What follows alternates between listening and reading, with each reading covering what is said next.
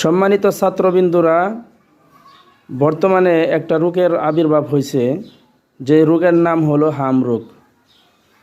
এই হামরোগ হলো শরীরের ত্বকের সাথে সম্পৃক্ত। আরও অনেকগুলো রোগ রয়েছে শরীরের ত্বকের সাথে সম্পৃক্ত, যেমন কুষ্ঠরোগ, দবল রোগ, অন্য মারাত্মক রোগও রয়েছে। এই সমস্ত রোগ থেকে বাঁচার জন্য আল্লাহ তাআলার কাছে একটি দোয়ার মাধ্যমে আশ্রয় চাওয়া। দোয়াটির নাম হচ্ছে, আপনারা আমার সাথে সাথে বলবেন, আল্লাহুম্মা ইন্নী আউযু বিকা মিনাল বারসি